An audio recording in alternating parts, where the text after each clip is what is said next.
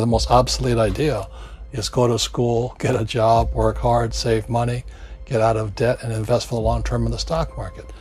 See, why would you save money when they're printing trillions of dollars?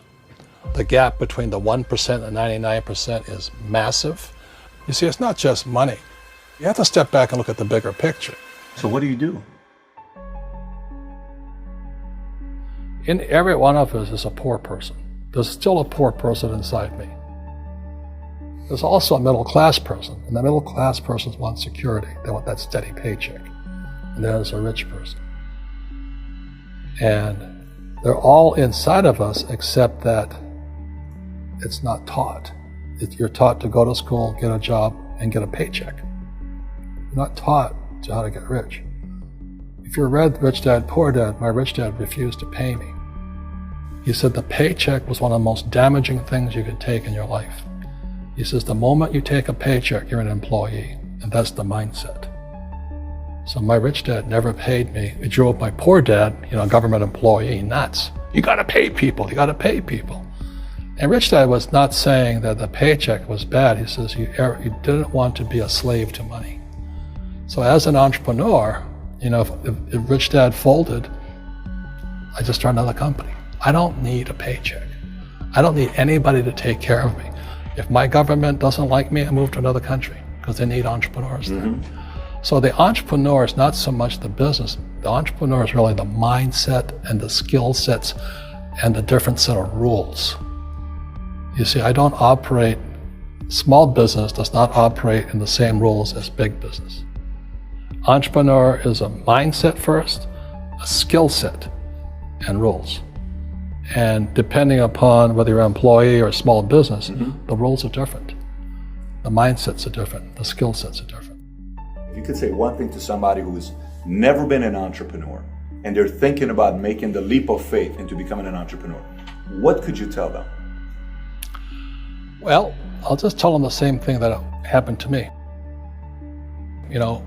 My last paycheck, I still remember it clearly. It was one of the worst and the best days of my life. And I was in Puerto Rico. I was working for Xerox, and my boss gave me my last, it wasn't a paycheck, it was a bonus check. I think it was about $30,000, taxable. It's the only problem with that. So I got this check and I went, holy mackerel. You know what I mean? So I was excited, but I was also disturbed. And so this other guy comes up to me, his name was John, and John says to me, he says, you're gonna be back. I said, why? He says, because you're gonna fail. I looked at him and said, look, few expletive words, because that's what he did. He left Xerox, failed, and he came back. And I said, look, you failed and you came back, but I'm gonna fail and I'm never coming back. And that's the attitude. Do you know what I mean? If you say, well, if I fail, I'll go back to mommy and daddy, then that's what you'll do. So if you fail, that's when I became an entrepreneur, because I had no money. I had no money for years. I didn't have a paycheck. But that's what my rich dad encouraged me to do. He says, when you don't have this paycheck, you get hungrier, smarter, and it's a test of your character. Will you become a crook? Will you become dishonest? Will you cheat and steal? Or will you become a better human being? So really, that's the benefit of becoming an entrepreneur, is you really find out who you are when you don't have anything. So you always have to look at the big picture. Too many people look at, well, what's going to happen to me? When you look at the big picture, you're also going to know that when something bad happens, something good's going to happen. But you got to prepare for whatever is coming. If you think next 20 years will be like the last 20 years, you're going to get creamed.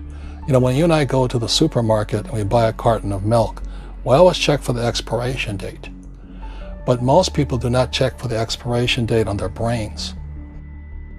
Instead of get out of debt, I get into debt. I just refinanced $300 million in debt. I went from 5% to 2.5% interest. I made a fortune. Every month, more money comes in because my cost of money has gone down. So while some financial experts are saying get out of debt, I'm saying learn how to use debt.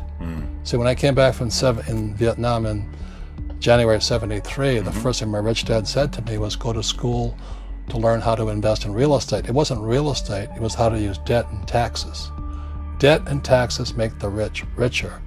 Debt and taxes make the poor and middle class poor. So all the rich guys who are doctors and lawyers or, those guys, they're getting creamed and they don't know why. Doctors are getting creamed. Oh yeah, they're making more money, but the take home is less. Sure. My doctor just yelled at me. He's happy. He says, "Oh, guess what? I finally made $1 million." And I said, "Yeah, this was just 3 weeks ago." And so I said, "Yeah, well, how much you pay in tax?" He says, $750,000 in taxes. So his net was about $400,000. That's not bad. But when I make $1 million, I keep $1 million. And the reason is because I don't make it by working for money. See, if you work for money, you're taxed. So that's why lesson number 1 in Rich Dad, Poor Dad is the rich don't work for money. What we do instead is we create businesses as entrepreneurs. We acquire real estate. I don't invest in the stock market. Okay? So the reason is because as entrepreneurs, I have more control over my income, how much I make, and how much I pay in taxes. And because I'm an entrepreneur as well as an investor in real estate, I pay 0 tax. So every time I make, let's say, $1 million as an entrepreneur, I immediately invested in real estate. I have a 4-to-1 step up. So I put $1 million in real estate, I get $4 million from the bank. That's why I love banks. But the banks are screwing everybody else, terrible, but it's good for me. That's why you say when you print, it's good for you, but when you print, it's bad for people that work for money. Because when you print, savers get creamed and people who work for money get creamed. When they print, debtors get rich. You see, debt and taxes make the rich richer, and debt and taxes make the poor middle class poorer. When we have obsolete ideas, we get obsolete results. So what's happening for most people, the idea of going to school, getting a job, working hard, saving money, getting out of debt, buying your house because it's an asset, investing for the long term, is obsolete. The world has changed. The world changed in 1971 when President Nixon took us off the gold standard and money became debt. What if we get rid of school? Then what would happen? Would it be better if we had no educational system at all? No, I'm saying education is more important before. It's just obsolete. There's Moore's Law which states information doubles every 18 months. In other words, everything's obsolete 18 months. So, and this is just a recent phenomenon. So when you come out of school, you're already obsolete. And that's why I'm the old guy, I meet my friends who went to Harvard. I went to Harvard. I said, yeah, that was how long, 50 years ago? Today, the banks are charging you interest to save money. In other words, the banks don't want your money because they printed too much of it. And that's why there's this bubbles in stocks and bubbles in real estate and all this. People are dumping the cash because, as I said in here, savers are losers and cash is trash. And yet people, I want a high-paying job. Well, that's an obsolete idea. Get out of debt is an obsolete idea. You should learn how to get into debt, how to use debt to get rich, and they'll never teach you about taxes. The reason the 1% is way up here and the 99% are going this way is because when you print money, 2 things happen: inflation and taxes. It's going to crush you. And any entrepreneur thinks, I'm just going to make money, I'm going to start a business and make a lot of money because we talk about, they really have got to smell the roses, man. That's not what the real entrepreneurs are doing.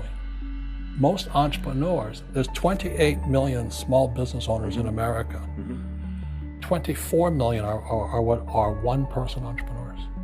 They're called non-employee entrepreneurs. So and that's what happens is when people don't really understand what an entrepreneur does.